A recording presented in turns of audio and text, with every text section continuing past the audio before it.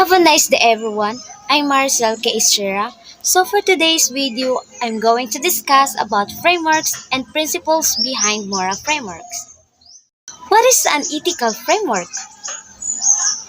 It is a set of codes that an individual makes use to guide his or her behavior. Ethics is what people use to distinguish right from wrong in the way they interact with the world.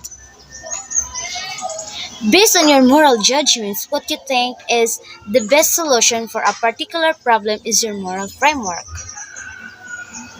Our ethical framework, making our decisions, most of all your decisions must be right, not regrets, and it is for the good of your future.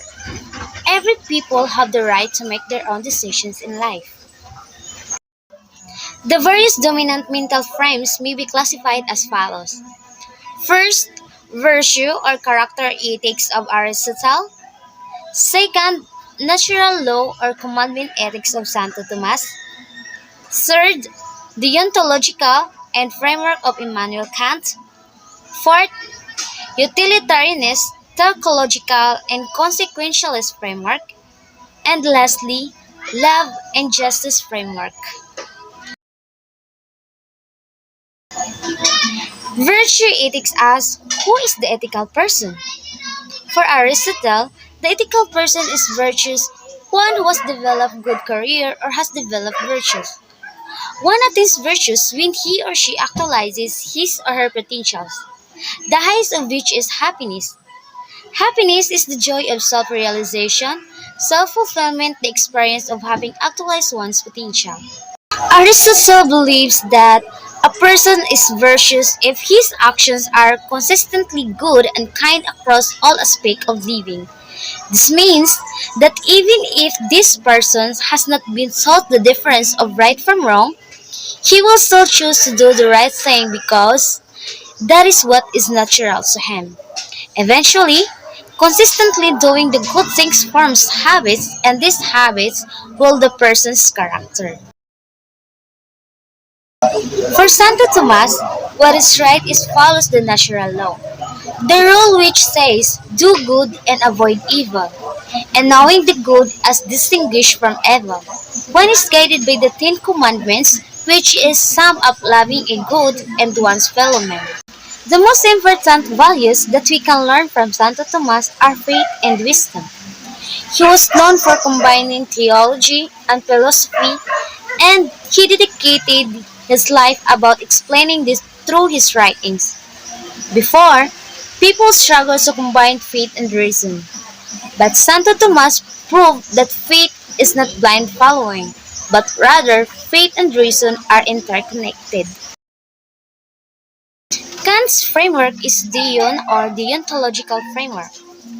Deontology centers on the rights of the individual and intention associated with particular behavior, equal respect, and given to all persons.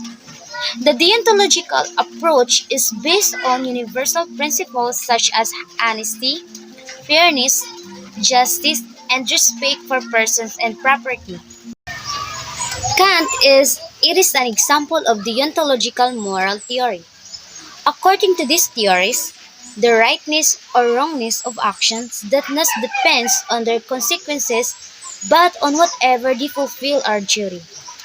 Kant believes that there was a supreme principle of morality and he referred to it as categorical imperative.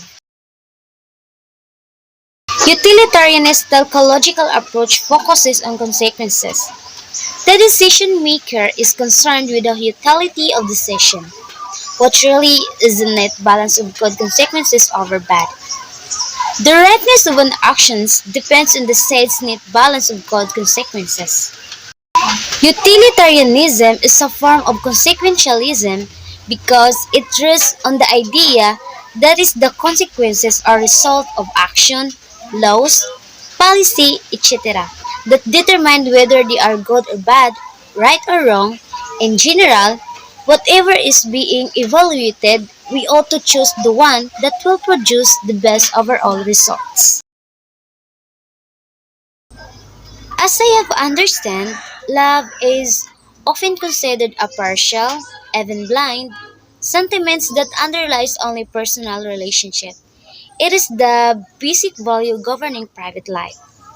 Justice, on the other hand, is supposed to be the basic value governing our public life. So, those are the four various dominant mental frames, and I hope you learned a lot from this topic. And thank you for listening.